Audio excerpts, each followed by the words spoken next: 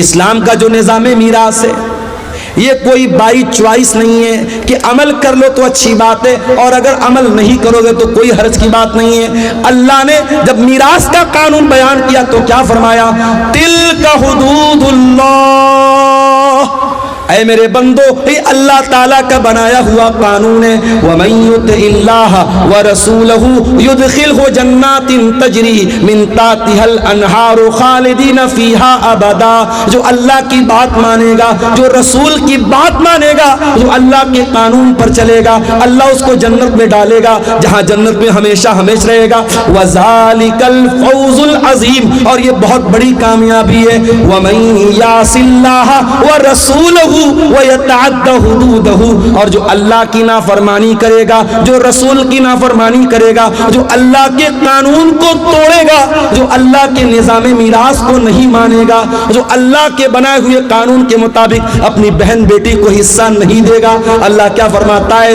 يُدْخِلْهُ نَارًا خَالِدًا فِيهَا، اللہ اس کو جہنم کے اندر ڈالے گا اور جہنم میں بہت لمبے ٹائم تک وہ رہے گا۔ وَلَهُ عَذَابٌ مُّهِينٌ، اور اس کو ذلیل کرنے والا عذاب دیا جائے گا۔ جہنم کی آگ، میرے بھائی ہم سوچ بھی نہیں سکتے۔ کوئی یہ نہ سوچے ارے ہم تو توحید والے ہیں، ہم جہنم میں جائیں گے، کچھ دن تک جہنم میں رہیں گے پھر نکل جائیں گے، کوئی یہ نہ سوچے۔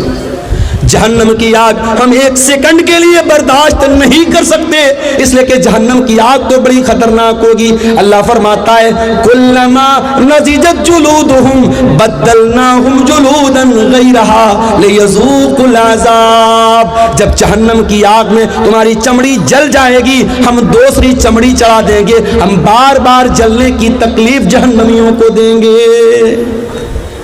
اگر جہنم کے عذاب کو سہن کر سکتے ہو، اگر جہنم کے عذاب کو برداشت کر سکتے ہو تو اپنی بہن اور بیٹی کا حق مار لو، اور اگر برداشت نہیں کر سکتے تو جاؤ معافی مانگو اور اپنی بہن اور بیٹی کو اس کا حق دے دو۔ میرے بھائی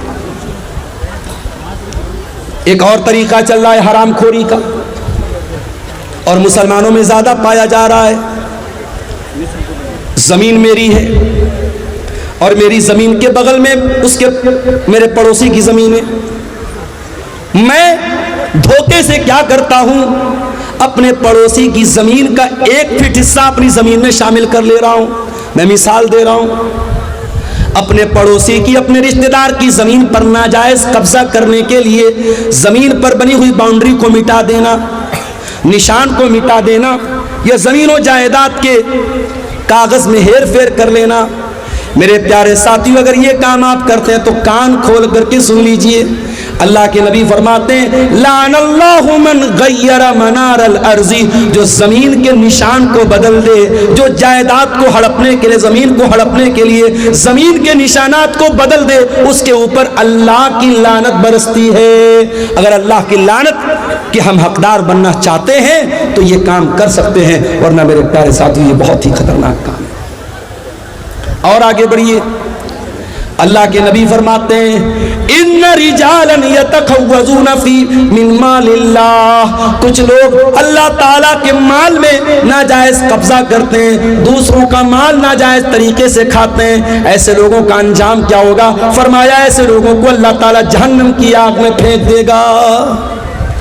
جہنم کی آگ میں حرام کھانے والوں کو اللہ تعالیٰ ڈال دے گا۔ میرے بھائی آپ میں سے بہت سارے لوگوں نے حج عمرہ بھی کیا ہوگا۔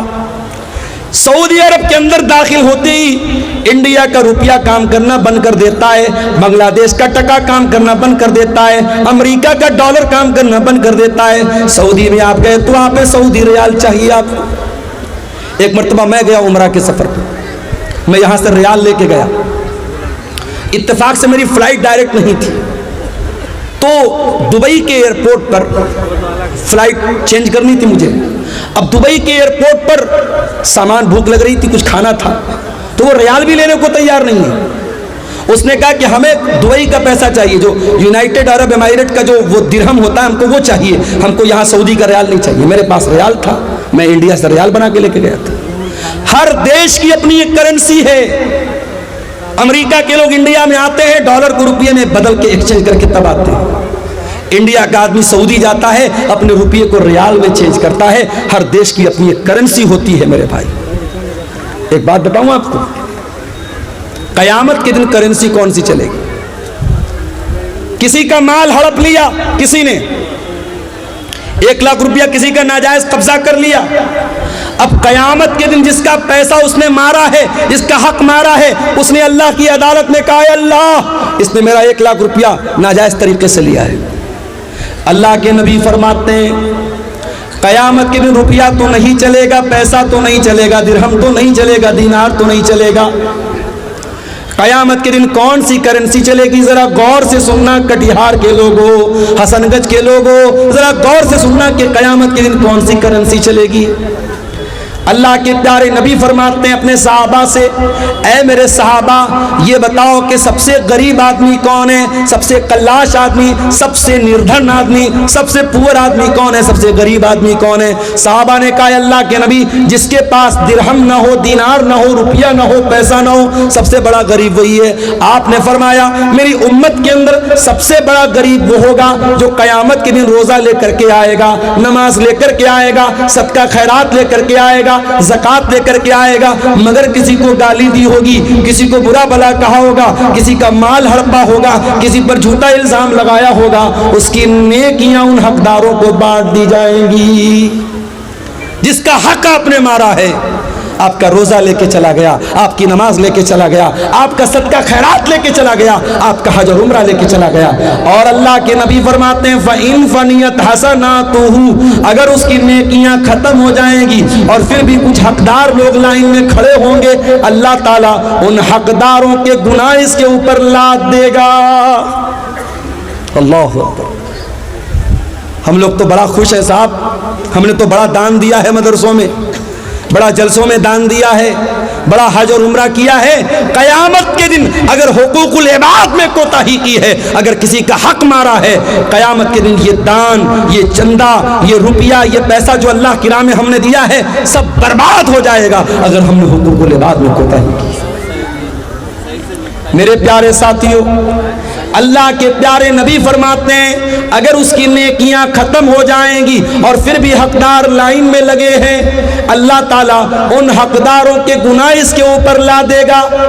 جو انسان دنیا سے نماز لے کر کے آیا تھا، روزہ لے کر کے آیا تھا، زکات لے کر کے آیا تھا، حج لے کر کے آیا تھا، اب اس کے اوپر گناہ لا دے جا رہے ہیں، بالکل گناہوں سے بھر جائے گا. ثم طرح فی النار پھر اس کو جہنم کے اندر پھینک دیا جائے گا. اتنا خطرناک معاملہ ہے میرے بھائی. اس لیے وراثت کے معاملات میں اللہ سے ڈرو میرے بھائی. اور کبھی غور کرو، جس بہن کا حق مار رہے ہو، جس بھتیجے کا حق مار رہے ہو، اس کے باپ کے مرنے کے بعد وہ یتیم ہے، اور یتیم کا مال اگر ناجائز طریقے سے کوئی کھاتا ہے اس کی بڑی خطرناک وعید ہے. اللہ کے پیارے نبی اللہ تعالیٰ قرآن میں فرماتا ہے ان الذين ياكلون اموال اليتامى ظلما انما ياكلون في بطونهم نارا. جو لوگ یتیم کا مال ناجائز طریقے سے کھاتے ہیں، حرام طریقے سے کھاتے ہیں، ایک تو حلال طریقہ ہے. اگر کسی یتیم کی پرورش آپ کر رہے ہیں اور آپ پیسے والے نہیں ہیں، آپ اس کی پرورش کر رہے ہیں اور اس پرورش کے بدلے میں اس یتیم کا جو مال ہے اس میں سے اپنے حق بھر کا پیسہ آپ لے رہے ہیں تو اس کی گنجائش موجود ہے. لیکن اگر ناجائز طریقے سے یتیم کا مال کوئی کھا رہا ہے، ان الذین یاکلون اموال الیتامی ظلما، جو یتیم کا مال ناجائز طریقے سے کھا رہا ہے، انما یاکلون فی بطونہم نارا، وہ اپنے پیٹ میں جہنم کی آگ بھر رہا ہے، اپنے پیٹ میں جہنم کی آگ بھر رہا ہے. یتیم اس لائق نہیں ہے کہ اس کے اوپر ظلم کیا جائے.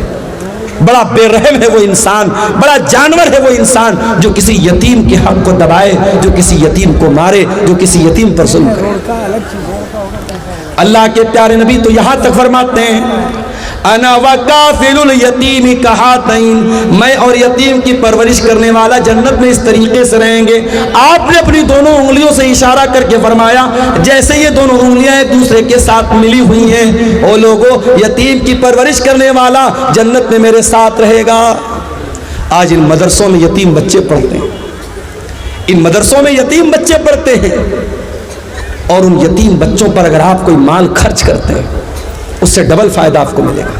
جو ثواب ملے گا دان کا چندے کا وہ تو ملے گا، اگر یتیم بچے کے اوپر آپ مال خرچ کر رہے ہیں تو قیامت کے دن اپنے نبی کے ساتھ رہنے کا موقع آپ کو ملے گا۔ اللہ کے نبی فرماتے ہیں جو کسی یتیم کی پرورش میں حصہ لیتا ہے، اللہ کے نبی فرماتے ہیں قیامت کے دن وہ جنت میں میرے ساتھ رہے گا۔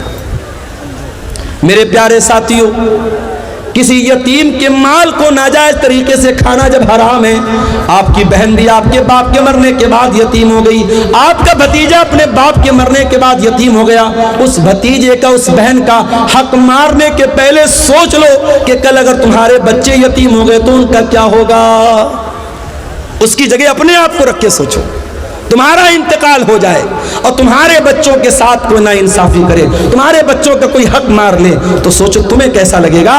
اس کی جگہ اپنے آپ کو رکھ کے سوچو اور کسی یتیم کے مال کو ہڑپنے کی کوشش مت کرو۔ میرے پیارے ساتھیوں، دنیا میں اگر کسی کا حق ہم نے مارا ہوگا، قیامت کے دن ہم کو اس کا بدلہ دینا پڑے گا۔ اللہ کے پیارے نبی فرماتے ہیں لَتُوَدُّنَّ الْحُقُوقَ إِلَىٰ أَهْلِهَا، تم دنیا میں لوگوں کا حق دے دو ورنہ قیامت کے دن تم کو دینا پڑے گا۔ حَتَّى يُقَادَ لِلشَّاةِ الْجَلْحَاءِ مِنَ الشَّاةِ الْقَرْنَاءِ، قیامت کے دن اگر سینگ والی بکری نے بغیر سینگ والی بکری کو مارا ہے تو اس بکری سے بھی قصاص لیا جائے گا، اس بکری سے بھی بدلہ لیا جائے گا، جانوروں سے بھی حساب لیا جائے گا۔ اگر جانوروں سے قصاص لیا جائے گا تو ہم اور آپ تو انسان ہیں میرے بھائیوں، ہمیں اور آپ کو بھی حساب دینا پڑے گا۔ اس لیے میرے پیارے ساتھیوں، قرآن کا 30واں پارہ کھولو، اللہ فرماتا ہے وَتَأْكُلُونَ التُّرَاثَ أَكْلًا لَمًّا وَتُحِبُّونَ الْمَالَ حُبًّا جَمًّا، او لوگو تم وراثت کو ڈکار جاتے ہو، تم میراث کو کھا جاتے ہو اور تم مال سے بہت زیادہ محبت کرتے ہو۔ كَلَّا إِذَا دُكَّتِ الْأَرْضُ دَكًّا دَكًّا وَجَاءَ رَبُّكَ وَالْمَلَكُ صَفًّا صَفًّا وَجِيءَ يَوْمَئِذٍ بِجَهَنَّمَ، او لوگو ذرا اس دن کو یاد کرو جس دن زمین کو ٹکڑے ٹکڑے کر دیا جائے گا، زمین کو ریزہ ریزہ کر دیا جائے گا اور اللہ تعالیٰ اپنے بندوں کا فیصلہ کرنے کے لیے آئے گا اور فرشتے بھی لائن لگا کر کے کھڑے ہوں گے اور جہنم کو بھی اس دن لایا جائے گا۔ یومئذ یتذکر الانسان ما سعی، اور قیامت کے دن انسان یاد کرے گا اس نے دنیا میں کیا کیا کیا ہے۔ جتنے لوگوں نے زمینوں کو ہڑپائے، جائیدادوں کو ہڑپائے، لوگوں کا حق مارا ہے، کوئی ایک آدمی بتا دو جو مرنے کے بعد اپنی زمین کو لے کر کے گیا ہو، اپنی جائیداد کو لے کر کے گیا ہو، اپنے روپیے پیسے کو لے کر کے گیا ہو، سب ٹھاٹ